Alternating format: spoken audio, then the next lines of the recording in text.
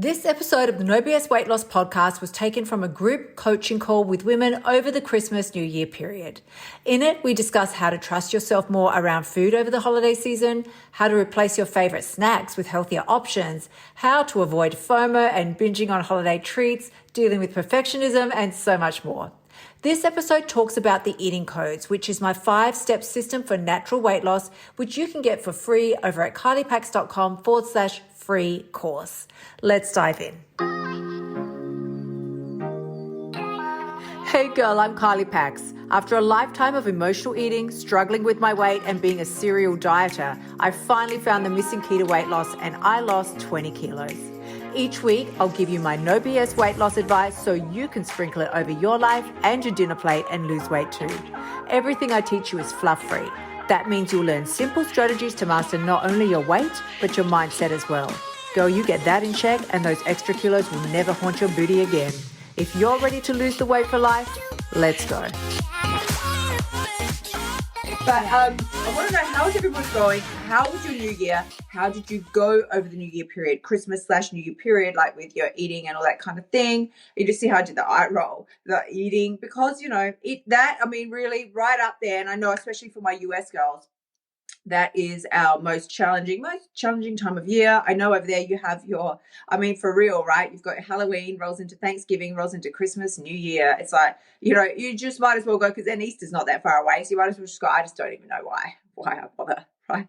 But it's all okay, because it's a trust issue, right? This is not about these situations rule me and how will I handle it. It's like, oh no, I rule me, and they'll do what I tell them to do. Like, there's nothing can tempt you if you know that you are fully the one in control. When we start feeling scared is when we feel like the power to control ourselves and decide what it is that we will and will not do, and the standards that we'll live to is outside of ourselves. Like, if you feel like you can't control, well, then that's a very scary way to live. But to know that every decision is fully yours and you can own it, that's completely different. So I'm going to dive into these questions today. So I'm just going to read them out. This first one is from Gigi. Now, she said, these are questions that you all posted in the group, right? So Gigi says, I have a question. Oh, she's been doing the sugar detox, okay? And no, she's been doing a sugar detox of her own device, right? Which is basically she's gotten rid of sugar, refined carbs, fried food, and diet drinks, all that kind of thing. And she says she's beginning to binge again. She said, I see these things that she's cut out, I see them as the forbidden foods. They are, right? She's cut them out. Now, also on top of that, she did ask, she's got another question about nutrition. I know what my body naturally asks for, what it needs, but what about nutritional tips? Okay. All right. So my take on this is that we all know the answer. We're never left like flailing around wondering, I don't know what the right thing to do is. That's why I said when I started earlier today, I'm like, we all know the answer. We all know the answer. We have just been taught and told that we don't, and that the answer is somewhere outside of yourself, and you don't have that kind of wisdom. You've got to listen to highly educated people who can tell you, right, how many calories you should be eating, what you should be eating, drinking, when, and how much, right, quantity, amounts, and all that kind of thing. And it leads you, first of all, it leads you into complete mistrust of your own body. You feel that you can't trust it and you don't know what's going on. And that's why when we first start coming off of diets, so in this situation, Gigi's created one for herself, right? Albeit a really honorable one about wanting to dial down the refined sugars and, the sugars. And I wholeheartedly endorse that, because sugar really is our number one. Well, for me, all right. Sugar to this day is what will do me in every single time. Refined sugar. You're not going to go like fruit or something like that. Nobody's sitting around binging on oranges. Just doesn't, who cares, right? We don't. Yeah, if they were orange lollies, orange cake, orange donuts or something, for me, that would be like, yeah, lay it on me. It's the white refined sugar, and we know, right? It's been proven. It's got the same response in our brain as crack cocaine. So, of course, it's not surprising. It's not like, why am I out of control? It would be weird if you weren't out of control when you start eating sugar, right? If you start eating that refined sugar, And for us, it has different of people, different of us, we have different responses in our body. I can tell you, for my dad, he just doesn't really care, right? He's just like, I can take the chocolate or I can leave it. It's not that big a deal. For me, I'm like, are you freaking out of your mind? No, it's like, for me, it has a completely different metabolic response. So I know for myself, it's a matter of just being savvy and going, if I think, and I can. I don't eat a lot of refined sugar these days because it's just, it's just not worth it to me. But if I choose to have something, I'll have it. But it is a choice that I really rarely ever have that anymore. I will have more natural sugars. So I'm not talking about fruit. I'm talking like dried fruit with nut butters and all that kind of thing. I really, really enjoy that. Or the very best one of all, can we just say, because you don't have to entirely eliminate things. Like Gigi's going here, okay, she's cut out the nasties and now she's starting to binge. But did you replace them with anything else? As in, very best, like if you do have that sweet tooth, frozen bananas, let your bananas go really, really, really ripe, cut them into slices, and then you just put natural peanut butter on them, make a little sandwich, put natural peanut butter on one, make a little sandwich with the other, and you can, if you care to go to this amount of trouble, you can dip them in melted dark chocolate, and then stick them in the freezer, right? That is, and there's a process to this. I'll find a recipe online. When I say recipe, I'll find the method online and post it for you, because it's very simple, but you just got to do it in the right order. So you get frozen bananas, right? You got to freeze the banana first, then you cut it into slices, and you put peanut paste on it. It works really, you could put other nut butters if you want to, but it works phenomenally well with peanut butter. Peanut butter on there, you can just leave it, put another little banana slice on top like a sandwich, and then get some dark melted chocolate, whatever takes your fancy, dip it in that and put, whatever, toothpicks in them to hold it together or something, and then freeze those little babies. And seriously, there is no junk food on the planet that is actually yummier than that. And I've spoken to many people about this, and everybody concurs. It's a unanimous worldwide decision. That's about the yummiest sweet food on the planet, and it's all natural. You don't need to feel guilty about it. So as far as Gigi's saying here, yeah. Right, so I'm saying, you know what to do, right? And I said to Gigi, I'm like, well, so is this working for you? Like this whole situation of cutting things out, like, whoa, it's a rule, cutting things out. She was like, no, it isn't, right? It's not working. She said restrictions tend to stress me out. And she goes, I'll probably eat less sugar anyway if I feel like I'm allowed to have it, at least allowed to have it. Then you can make the decision as to whether or not you want it. If you don't feel like it's even an option, now you want to rebel. If it is an option, you can decide sanely and calmly whether you even care to eat it or not, or whether you would prefer to have the banana, peanut butter, chocolate-coated fantasy things that I told you about. They're fantastic, right? Now, the other thing, because I know Gigi did talk there about nutrition. Let me just scroll back up. She says, yeah, I know what my body naturally asks for, but what about nutritional tips? I'm not a qualified nutritionist, and I wouldn't even pretend to be. So really that is probably more if you feel like you're lacking in a certain vitamin, mineral, any of those things. You could do the general thing, just go to the health food store and just say, like, I want a multi, or if you've been diagnosed by a doctor, I know I'm low on iron, whatever, magnesium, you can go get all that stuff. But no, as far as nutritional tips go, as far as I would say is to my recommendations, make sure you're eating as much local food as you can, produce that's in season. I like to choose produce over prepared foods, as in processed. I like to choose pro juice over processed. Produce over processed. So I always choose fresh food over processed food. I feel that, when we arrived on the planet, I just feel like that's what your body's best designed for, fresh food, rather than things that have been through a chemical factory and all that kind of thing. It's not to say I don't eat anything like that. I probably don't really. I don't eat a lot of things like that. The only thing I can think of off the top of my head that is in my pantry right now that I would eat that's fully processed kind of thing is they're in the freezer. I have frozen falafel balls because I can't be bothered making them myself, right? So it's all good. I make sure they meet my requirements, gluten-free and all that kind of stuff. But as far as actual nutritional tips go, I would definitely recommend, if you're feeling flat or something is lacking, and it just doesn't hurt to do this anyway, like go to your doctor occasionally, get a blood test, see where you're sitting, and then you could take that to your nutritionist and ask them to check it out and just go, okay, what do you think is missing? Where am I falling down? What areas can I pick up? And they might go, well, drink an extra green smoothie a day and you're fine, or something, or, this type of thing. But personally, I just think if the restrictive diets where you've got to eat the same thing day after day after day for a set period of time, then you're obviously going to be lacking in certain nutritional elements at that point because you're not getting any diversity into your diet. So the more diversity you can incorporate, the better you'll be. Now, there is some more questions here. Okay. Gigi says as well, okay, she's got a couple more questions. Right. She invited a friend to stay for the holidays, and her friend, I think, was surprised by how little Gigi eats. Now, we talked about this a little in the group. So then Gigi says later, I was reading on Instagram about a trainer that was giving some tips to get in shape. And she said women should eat 1,200 calories if they want to lose weight because the metabolism can go really slow if they don't. And Gigi says she doesn't really count her calories, but when she stopped to think about it, she realized she was really eating 500 to 1,000 a day, right? She says, what do I think? Okay.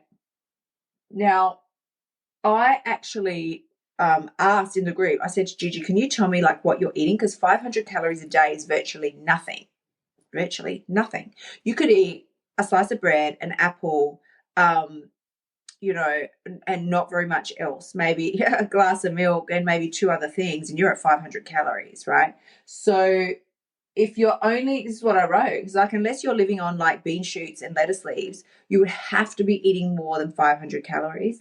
Now, the thing here, okay, is when we talk about, and you're sort of going all the way back to ditch the diet and that kind of thing, we talk about listening to your body, eating what your body wants, only stopping eating at level 5, which is critical to your weight loss. If you're not stopping eating at level 5, you're not going to lose weight, right? So just bottom line, because I'll just be real with you. Just be real. I'm not going to tell you things just to make you go, yay, I'm doing everything great, and then you wander off in confusion why I'm not getting results. It's because if you're not seeing results, can only be because of one of 3 reasons. Either you're not following the codes, or you're following some of them but not all of them, like you're doing the ones that you like but not the ones that you don't, or there is a metabolic issue, right, whereby you would want to go check it out with your doctor, and they might say, we've spoken about it before, they go, well, you're gluten intolerant and it's causing inflammation in your body, and of course you're not going to lose weight, but now your hormones are off or something like that, right? So yeah, I would say here what Gigi's saying about, I think I only eat 500 calories. My recommendation would be, as far as what you should be eating to lose weight, what you should be eating to lose weight is what you want to eat to lose weight, right? Well, what you want to eat is what you should be eating. And when I say what you want to eat, you go, but I want to eat cake all day, I want to eat chips all day. Well, you don't. You don't. You only want to eat that because you think that you shouldn't. It's restricted. I shouldn't really be having that. And that's why we tend to flow in that direction. That's treats. That's bad food. That's not my everyday food. And it's just like we spoke about earlier here. If Gigi truly believed with the sugar that it was actually an option, she probably wouldn't care so much, because now you can think, well, do I want that? Because I already had, I had a couple of cookies this morning with my green tea. And so do I actually want the whole packet now? No, not really, because I could always have one later if I want it. The second you think you can't have it, you're going to go, give me the freaking packet, eat all that you can so that you can, stuff it in, feel really bad about yourself, and then start again tomorrow. So what should you be eating for weight loss? How many calories should you be eating for weight loss? I don't count, you know me, we don't count calories.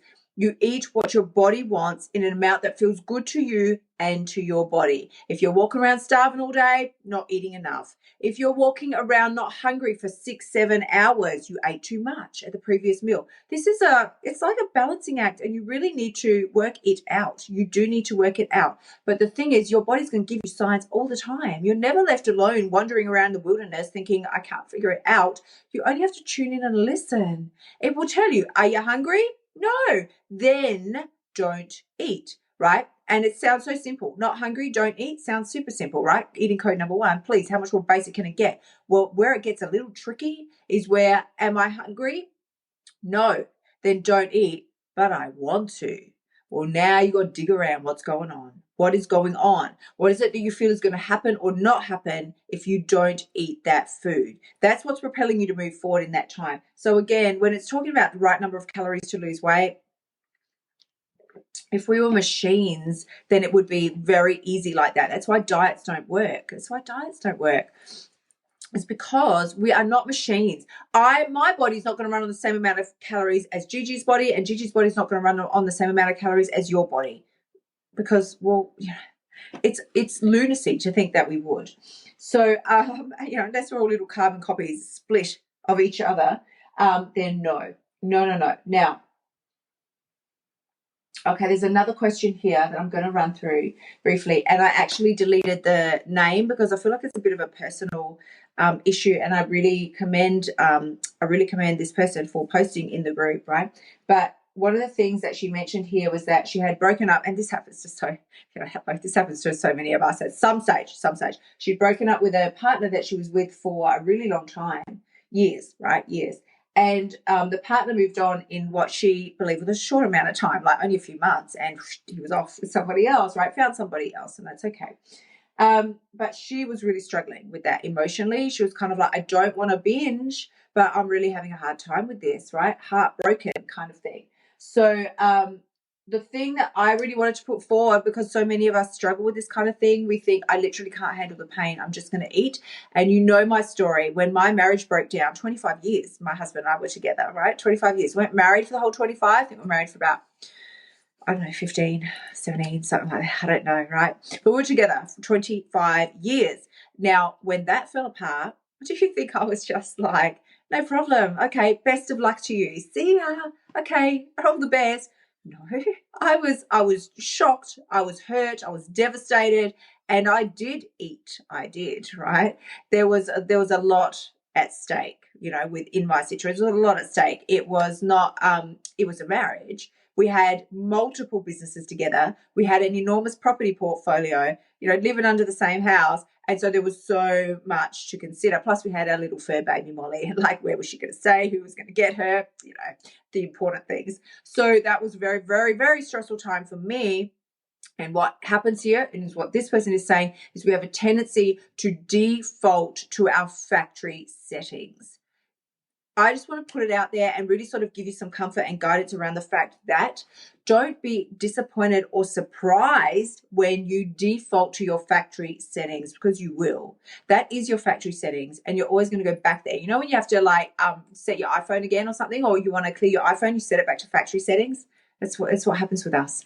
When extreme stress situations where things just have to be cleared out, it's like, I can't focus on this. I can't look at this. I can't deal with this. You will default to your factory settings. Don't be freaked out or surprised by it. It's not a bad thing. It's not going to change really. I mean, at some point it will get less. The inclination will get less to do that, right?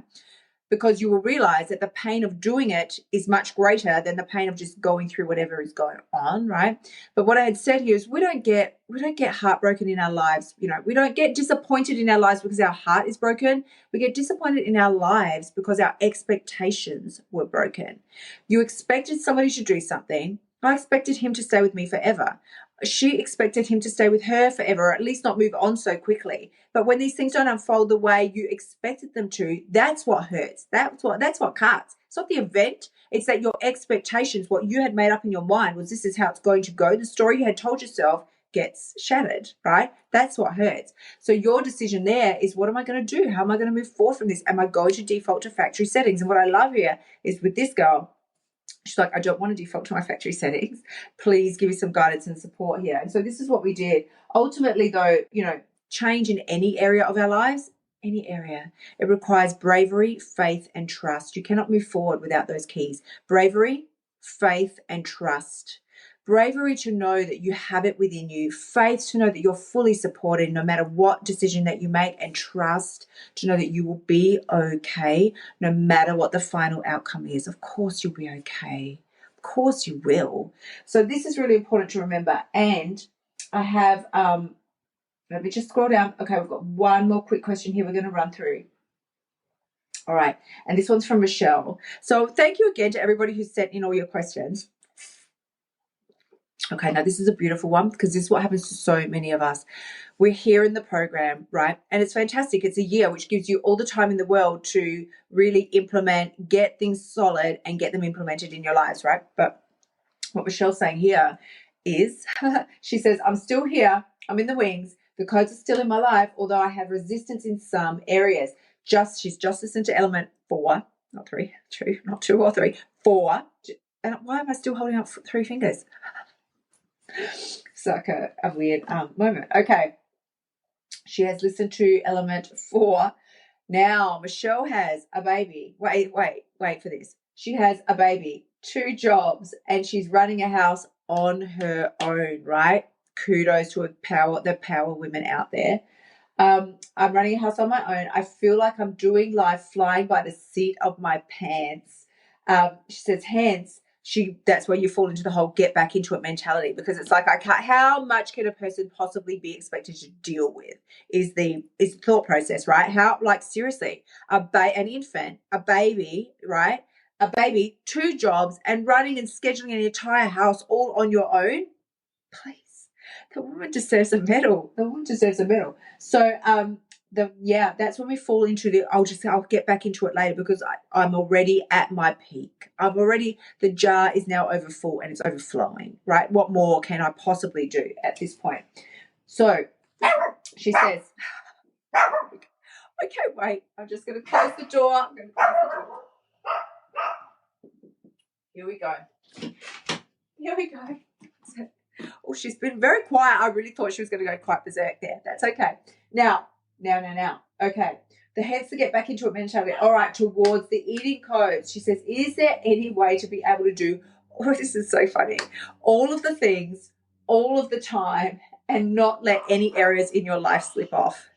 And my response is, of course there is. Of course there is. If someone gives you a lobotomy and inserts a computer chip, and you never have to think or feel or have any emotions again, for sure you can do stuff like that. Absolutely. But no, until such time that we get an app for full-blown mind control, where you don't have to think or feel or run your life with any consultation with your emotions and your feelings, right? No, there is no way to be able to do all of the things all of the time. And if you missed my live stream that I did on my personal page earlier, I'll post a link to that below here as well, because I talk about, you have to excuse me, sorry. I have had a few late nights. I can assure you it was not because I was out partying. It's because I was working. And a lot of the members of my team are in different time zones. Some of them are still in my country and yet still in different time zones. And others just insist on communicating with me at obscene late hours of the evening, right? So I've spent the last few nights chatting with some different members on my team, and so I've been up till past witching hour the last few nights, midnight. I'm just like, I'm going to turn into a pumpkin and woof, vanish, right? But this is what's rolling out. And so what's happening then is the next day, because then there's party girl, nighttime Kylie, but morning productive Kylie is going to be real mad with party time, nighttime Kylie, right? When the next day comes, and that's what happened to me today. I'm like, man, I was really, right? Morning productive Kylie was like, party girl Kylie, you need to get your act in gear and go to bed early. And so when I say party girl, it was not like I was working up until midnight, right? Doing some phenomenal projects with different people. Cannot wait to tell you all about it. Side note. But what I had said here to Michelle is, in this circumstance, right, being able to do as much as you can only do what you can do, right? And we all have the days where it's overwhelming. What I think we find frustrating is we have the days where we really nail it to perfection. And we're like, I did everything all of the time and it rolled out perfectly. I want to have that experience every day. What I'm saying to you is it would be exactly the same to be able to say, when you have a really shitty experience, like you have a really bad one, who wants to go, but I want that experience every day. It's not supposed to be like that. Each day is not supposed to be a mirror of the next one. They're just supposed to, roll out as they do. And we have to find the ways and the mechanisms to cope with them.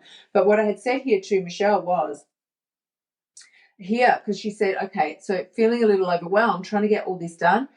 I said, you're focusing on the task rather than the outcome, because it looks like she's task focused rather than outcome focused. Task focused is, how can I get everything done all of the time to perfection? outcome focused is. What is the outcome I want to create here? And then what is the simple steps I would need to take to move in that direction? Whether you reach the entire outcome in that day or a little bit later down the track, it's all right, because you know you're moving in the direction, you're taking the steps. You don't need to stress about, am I getting everything done? Is it perfect? And how can I get it done perfectly every day? Because that is just ticking stuff off a task list. That doesn't help you. It doesn't help anybody, right? There's no conscious thought. It's just like, got to get it done. You're in frenzy mode, right? I'm talking about being outcome focused rather than going, the outcome is not, I want to look at my task list at the end of the day and have 15 things ticked off. It's not what the outcome you want. You want some actual results. So I want to know that my baby is clean and bathed. I want to know that my kitchen has become a space once again that doesn't freak me out because there's dishes everywhere I want to create. So if you dig further, it's like, I want to know my baby is fully loved. I want to know that my house is a place of harmony. I want to know that and whatever it is, that's the outcome that you want. Break it down and see what the actual outcome is that you're trying to achieve. So if it's things like, I want the house to be clean every day, you don't care, but nobody cares about a clean house. You want the feeling that the clean house is going to give you, which is peace, calm, harmony, order. I'm looking for that vibe. It's like, okay, well, maybe if I can't get the kitchen clean today, but the rest of the house has been, put back in order and everything's beautiful, can I appreciate that? Don't focus on the things that are still lacking. Don't focus on the things that are lacking. Focus on the things that are awesome, that are wonderful, and how can you usher more of that into your life? What is the outcome you would like to create? Not the task you want to tick off a list. What is the outcome you want to create? Be outcome focused, and then take the steps accordingly to move in that direction. What is the feeling you're trying to generate is what I'm trying to say here. So, okay. All right. The other thing, now there's two more things that I want to tell you on that. First of all is just a hot tip to help you overcome. And when I talk about resistance, procrastination, and self-sabotage, people, if you have not yet joined me for Sexy Motivation Tribe, I tell you with all honesty, you're missing out. Seriously. This is where we dive into, if you are resisting, procrastinating, and self-sabotaging your results in any capacity, a Sexy Motivation Tribe will set you up for success in every single area. And not only that, Kylie's in the house. We're wrapping it up, babe. We're wrapping it up. Not only that, it's so awesome to have you here. Thank you so much. Not only that, girls, it's a $19 a month investment. So this is what I wanted to say to you. I know Elizabeth, who's also here in Transformation Society, she has posted about it before, and she's like, my entire life changed in the first module. So within 2 weeks, her entire life changed for the grand price of $19. So this is what I'm saying to you.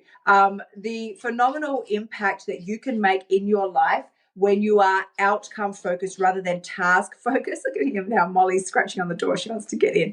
But when you are outcome focused rather than task focused, nobody cares about ticking stuff off a list. That is not what you are. That's not the outcome you want to achieve. You don't want to look at your list at the end of the day and go, tick, tick, tick, tick, tick. Look at all the stuff I did. We don't care about the stuff. What was the result that you wanted from ticking the stuff off, right? Well, I wanted some order. I wanted some structure. I want to feel good about the foods that are in my pantry, or the fact that my kitchen's clean for the first time in a month, right? That is what we're trying to achieve. So the other thing now that I was going to say to you is, don't mix emotion, right?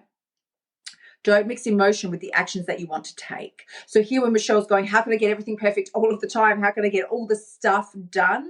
You simply remove emotion. And I talk about this a lot in Sexy Motivation Tribe. You remove emotion from the task that you need to do, right? If you know, oh, I want to prepare food for the coming week. I want to do meal prep. Okay, I want to do meal prep. But man, that's such a hassle. And I really hate that. And then I'm going to do the thing. All right, you've attached emotion to it. If you know that your ultimate outcome is going to require some level of meal prep, okay, then you just remove emotion from the task that needs to be done. You set about, you do the meal prep, because this is the kind of person that I am, and this is the result that I'm wanting to achieve. You don't need to ask yourself every 2 seconds, how do I feel about this task? Don't worry about how you feel about it. It's not relevant. How you feel about it has got absolutely nothing to do with the mission that you've set to accomplish. That's the bottom line. That is the bottom line. Now, finally, I just want to say, when we talk about resistance and procrastination, really procrastination is probably the biggest one that we come up against here in Transformation Society, because we go, well, I've got 12 months. Got 12 months. Fine, no problem. I'll get to it later when I have time. The problem is, if you think a magical window of time is going to appear on your calendar, it just does not. And if it does, you feel it very quickly. You feel it very quickly with the other things, whatever. TV, I'm going to take a walk outside, I'm going to ring up some friends, we'll go out for coffee, whatever goes on, right? So you really do need to schedule these monthly elements into your calendar if they're ever going to become part of the process of transformation for you. Now, I was talking to somebody about this yesterday, and she said, well, I want to sit down, I want to make all the notes, and I want to do it so properly. I'm like, let me tell you something. Putting the video on and just listening to it whilst you're doing the dishes, getting ready for work, driving in the car is more beneficial than waiting for that space of time when you can sit down and do it so properly, right? She said, but I'm not going to be hearing it properly. I know I'd get a lot more out of it if I could make the time, which she has not done for months, right? I said, your subconscious, what I want you to know, your subconscious is hearing it anyway. Your subconscious is picking up everything around you. Don't worry if your conscious mind is not getting every last tactic that's in there. Your subconscious is hearing all of it. They're not going anywhere. You can replay them as many times as you like. Put a playlist on your phone and put them, into your put your headphones on. Listen to them at night while you sleep. You will start to feel transformation without you doing very much effort at all, quite frankly. Because little things will come to mind. Little things will come to mind. So if you are just listening to an element whilst you're doing other things, right? Doing the washing, hanging out the washing, making, changing nappies, whatever you're doing, okay, that is enough for down the track. So you've got to do something, eat something, choose a certain type of food at the supermarket. Here, Molly, she's scratching. She wants to get in. You'll go to pick a certain, and just something will prick in your subconscious, in your conscious, right? Something will prick, and you just go, oh, you may not even attribute it to the element that you listened to, 4 days earlier, but it's there now, and you can't unknow what you know.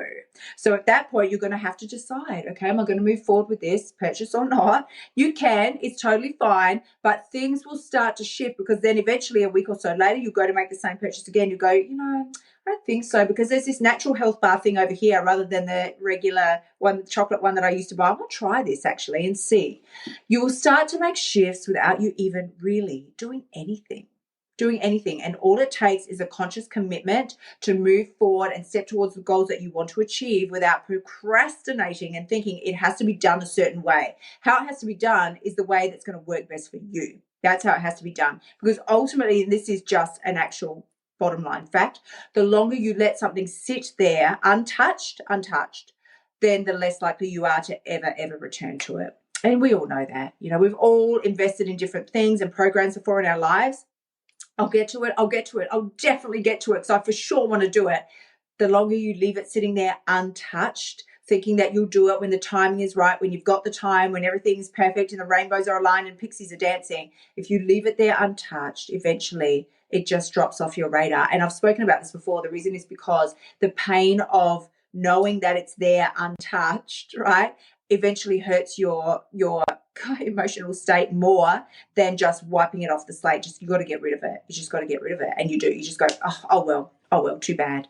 Oh well, wasted some money, but never mind. At least it's now completely out of your conscious thought and vision, and you no longer have to deal with the fact that you're not doing it because you've made a firm decision not to. It's gone, right?